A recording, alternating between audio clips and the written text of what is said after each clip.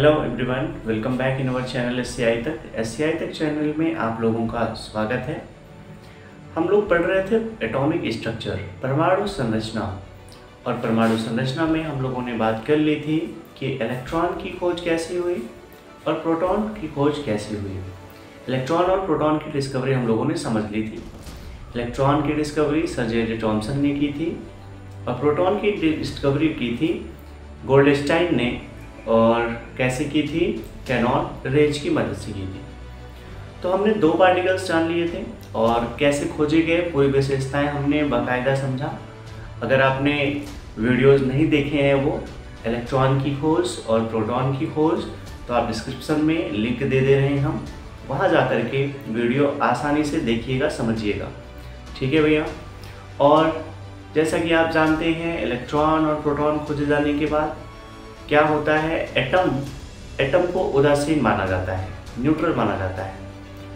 और उसके बाद देखा गया कि एटम का जो मास होता है, एटम का जो द्रव्यमान होता है, वो द्रव्यमान प्रोटॉन के पार्टिकल्स के अलावा एक और पार्टिकल के होने की पुष्टि करता है।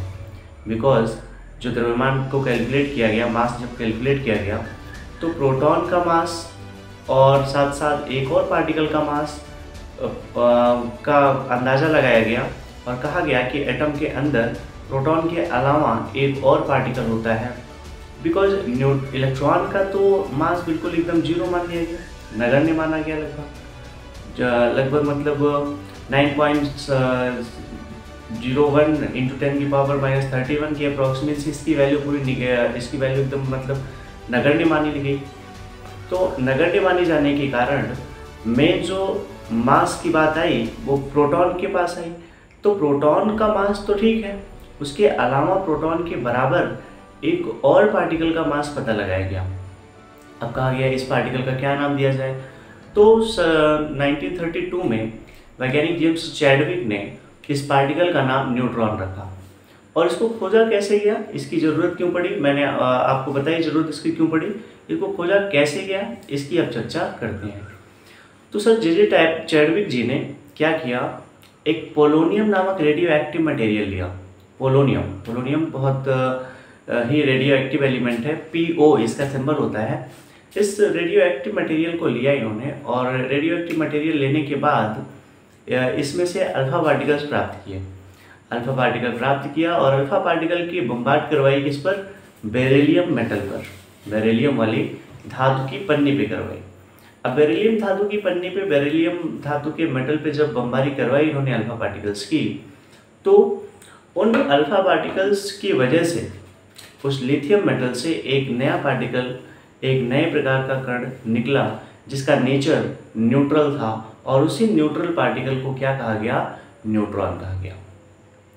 तो ये समराइज्ड नॉलेज मैंने आपको बता दिया है। इसी को हम लोग थोड़ा सा सिंबल वगैरह बना के, डायग्राम वगैरह बना के समझने का प्रयास करते हैं। ठीक है भैया, आइए देखते हैं, स्टार्ट करते हैं। देखिए, न्यूट्रॉन की खोज।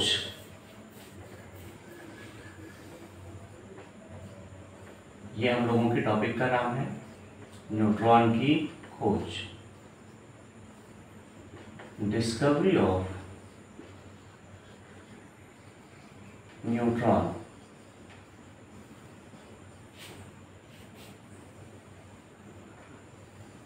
Discovery of neutron. इसकी खोज का श्रेय किसे जाता है? तो James Chadwick. James Chadwick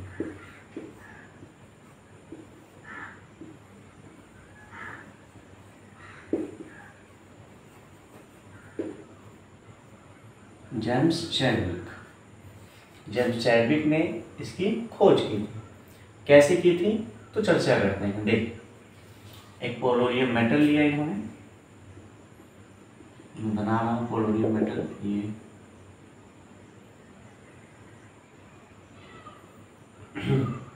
polonium metal का इन्होंने क्या ले लिया? क्रिस्टल ले लिया, पार्ट ले लिया पोलोनियम मेटल का।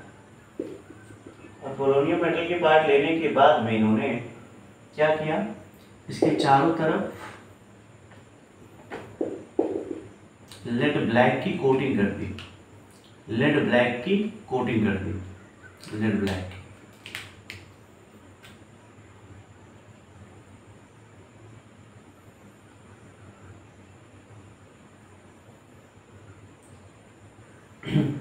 लेड ब्लैक की कोटिंग क्यों की गई? लेड ब्लैक की कोटिंग इसलिए की गई ताकि ये जो पोलोनियम मेटल है ये डिके होगा, रेडियो एक्टिव होगा, तो इससे जो निकलने वाली रेज हैं वो रेज चारों तरफ ना फैलें, इसलिए इसकी क्या की गई, चारों तरफ कोटिंग कर दी गई लेड ब्लैक की।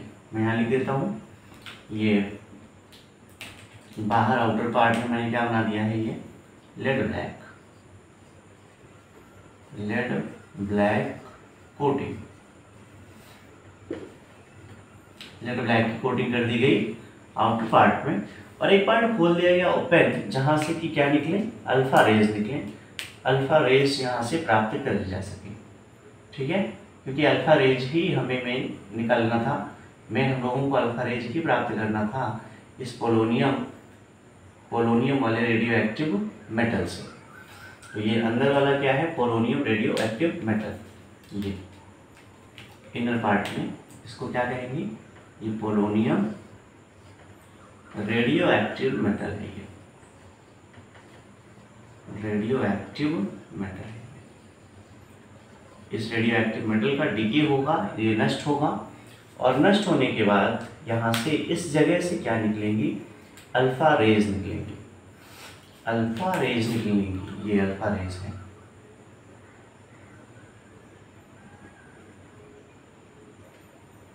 ये कौन होती है, अल्फा रेज।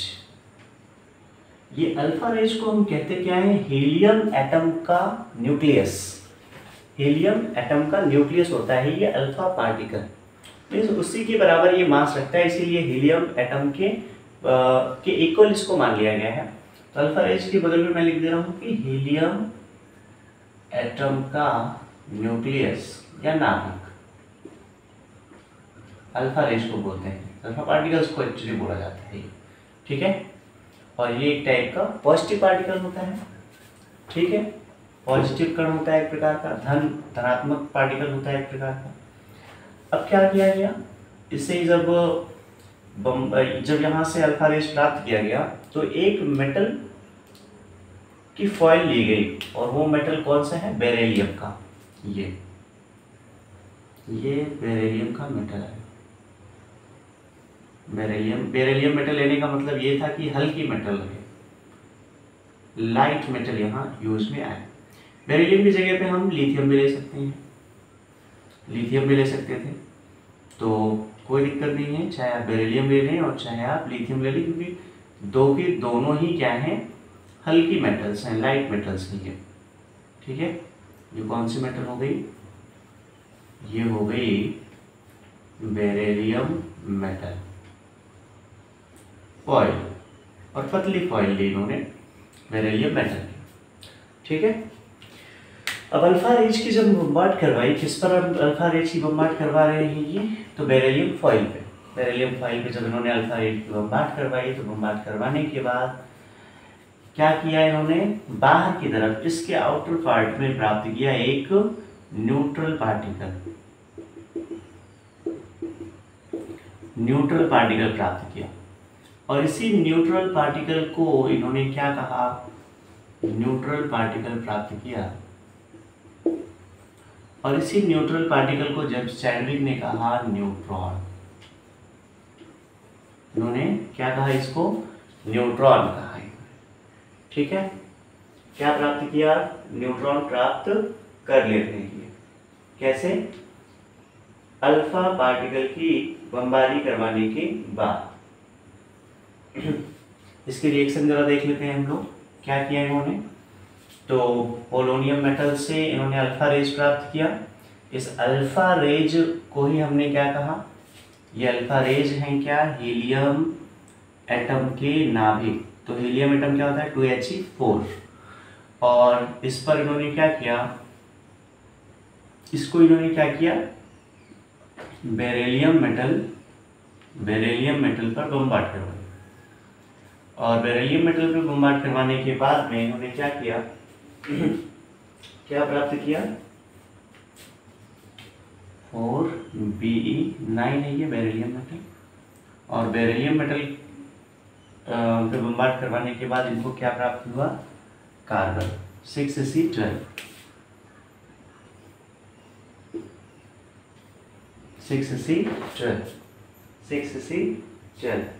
प्लस 0N1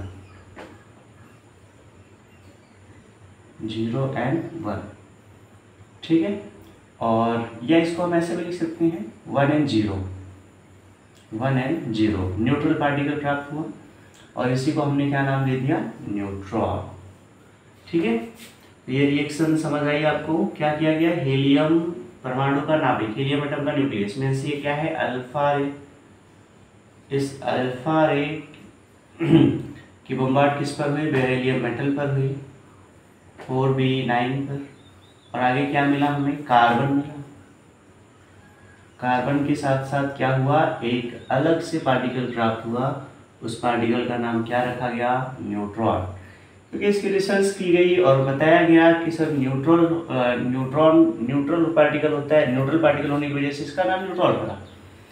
अब न्यूट्रल पार्टिकल क्यों था? क्योंकि आप जानते हो एटम कैसा होता है? न्यूट्रल। अब कुछ दिन पहले ही की बात है, अभी हमने आपको बताया था कि एटम के अंदर कुछ और पार्टिकल्स पाए जाते थे। कौन से थे? इलेक्ट्रॉन था। इलेक्ट्रॉन कैसा था? Negative chargeable particle. उसके बाद क्या था? प्रोटॉन था। वो कैसा था? Positive chargeable particle. अगर इलेक्ट्रॉन निगेटिव चार्जेबल पार्टिकल है, प्रोटॉन पॉजिटिव चार्जेबल पार्टिकल है, दोनों के नंबर्स इक्वल होंगे तो एटम क्या होगा? न्यूट्रल होगा। इसके अलावा कोई भी और पार्टिकल आए, जो भी एटम पर आएगा वो पार्टिकल क्या होगा? न्यूट्रल होगा। कोई भी पार्टिकल आए वो पार्टिकल क्या होगा? न्यूट्रल होगा। और अब आगे जब पार्टिकल खोजा गया तो वही पार्टिकल क्या माना गया? न्यूट्रल माना गया। क्योंकि अगर ये न्यूट्रल नहीं होगा तो यहाँ का चार्ज डिस्ट्रैक्ट होगा और एटम न्यूट्रल ना होकर के कोई ना कोई चार्ज रखेगा अपने पास। क्या पता चला? इलेक्ट्रॉन प्रोटॉन, इलेक्ट्रॉन पे निगेटिव चार्ज, प्रोटॉन पे पॉजिटिव चार्ज, न्यूट्रॉन पे कोई भी किसी भी प्रकार का चार्ज नहीं है। तो हमने जो शुरुआत में आपको बताई थी इंट्रोडक्शन क्लास में कि एटम जो है वो डिविजिबल है और वो किन किन पार्टिकल से फॉर्म होता है? इलेक्ट्रॉन से, प्रोटॉन से, न्यूट्रॉन से, जिन्हें हम सब एटॉमिक पार्टिकल्स कहते हैं। और ये स्टेबल सब एटॉमिक पार्टिकल्स हैं। मैंने पूरा डिस्कस कर दिया इलेक्ट्रॉन कैसे खोजा गया, प्रोटॉन कैसे खोजा गया, और आज आपने ये भी सीख लिया कि न्यूट्रॉन कैसे खोजा गया और वो किस प्रकार से किसने इसको खोजा। तो मुझे लगता है कि आपको समझ में सारी चीज़ें आ गई होंगी। तो इलेक्ट्रॉन, प्रोटॉन, न्यूट्रॉन की खोज समझ आ गई आपको। तो चलिए अब आगे की बातें कुछ और करते हैं।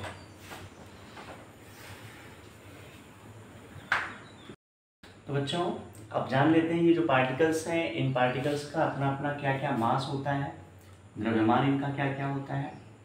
तो मैं लिख रहा हूँ इनका मास, आराम से आप भी नोट कर लीजिएगा साथ के साथ। इसका मास लगभग होता है 9.01 इंटू 10⁻³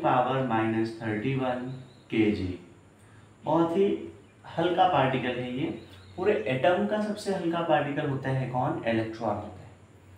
पूरे परमाणु का सबसे हल्का कण कौन सा होगा? तो कौन होगा? इलेक्ट्रॉन होगा। ये इलेक्ट्रॉन का द्रव्यमान है। प्रोटॉन का द्रव्यमान 1.67 इंटू 10⁻27 kg। ये हो गया प्रोटॉन का द्रव्यमान। आप देख पा रहे होंगे इसके माइनस से बहुत ज़्यादा और इसकी माइनस से थोड़ी सी कम, तो इसका कुछ ना कुछ मास ज़्यादा होगा इसके कंपैरिजन में, इलेक्ट्रॉन के कंपैरिजन में। ठीक है, और आगे न्यूट्रॉन का मास 1.675 इंटू 10⁻27 kg। लगभग इसी प्रोटॉन के द्रव्यमान यानी मास के इक्वल मास कौन रखता है? तो ये न्यूट्रॉन रखता है। बट थोड़ा सा आप देखेंगे तो लीस्ट वैल्यू इसकी ज़्यादा है किसके कंपैरिजन में? प्रोटॉन की। तो पूरे एटम में सबसे जो ज़्यादा मास रखने वाला पार्टिकल है वो कौन है? न्यूट्रॉन है। सबसे भारी कण है ये, सबसे भारी कण है ये एटम के अंदर, सबसे हैवी पार्टिकल है ये एटम के अंदर, और ये सबसे हल्का कण है एटम के अंदर, सबसे हल्का कण है एटम के अंदर। तो कोई पूछे आपसे एटम का सबसे ज़्यादा हैवी पार्टिकल कौन सा है, तो आप बोलेंगे कौन है? न्यूट्रॉन है। आपसे कोई पूछे कोई सबसे हल्का, सबसे भारी, सबसे हल्का कण कौन सा है, तो आप बोलेंगे क्या है? इलेक्ट्रॉन है। ठीक है। और इलेक्ट्रॉन पे आप देख रहे हैं एक यूनिट निगेटिव चार्ज है, प्रोटॉन पे एक यूनिट पॉजिटिव चार्ज है। एक यूनिट चार्ज की वैल्यू कितनी होती है? एक यूनिट चार्ज इक्वल क्या होता है? एक इकाई आवेश बराबर क्या होता है? 1.67 इंटू 10⁻⁻19 कूलम। कूलम का आवेश होता है, कूलम का चार्ज होता है। ठीक है। इस वैल्यू को किसने बताया था?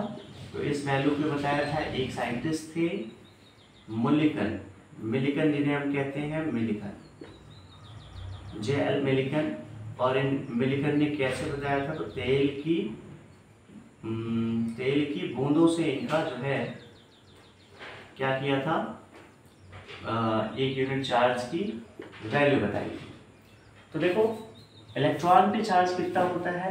1 unit positive, 1 unit positive. Proton पे कैसा होता है? मैंने उल्टा बोल दिया, सॉरी। इलेक्ट्रॉन पे 1 यूनिट निगेटिव होता है, प्रोटॉन पे 1 यूनिट पॉजिटिव होता है, और न्यूट्रॉन पे कोई भी चार्ज किसी भी प्रकार का नहीं होता है। तो बोलें कि इलेक्ट्रॉन पे 1 यूनिट निगेटिव, मतलब निगेटिव 1 यूनिट की वैल्यू कितनी? 1.67 इंटू 10⁻⁻19। 1 यूनिट की वैल्यू ये, तो आगे निगेटिव लगा लेंगे तो 1.6 इंटू 10⁻⁻19 कूलम। 1 यूनिट पॉजिटिव तो आगे प्लस लगा लेंगे 1.6 इंटू 10⁻⁻19 कूलम। और यहाँ तो कोई वैल्यू ही नहीं है, तो जीरो वैल्यू। आपने इलेक्ट्रॉन्स, प्रोटॉन्स, न्यूट्रॉन्स के बारे में जान लिया। ये सारी की सारी जानकारियाँ लगभग आपने प्राप्त की। एटम जिनसे मिलकर के बना हुआ है। ठीक है भैया, आप इसका स्क्रीनशॉट ले लीजिएगा। और अब हम अगले दिन से स्टार्ट करेंगे एटॉमिक मॉडल के बारे में, कि सबसे पहले एटॉमिक मॉडल किसका आया और कैसा था, क्या एक्सपेरिमेंट थे, क्या कमियां थी, क्या दिक्कतें आई और क्या प्रॉफिट क्या हुआ, और हमने समझा क्या नई नई चीज़ें। तब तक के लिए नमस्कार।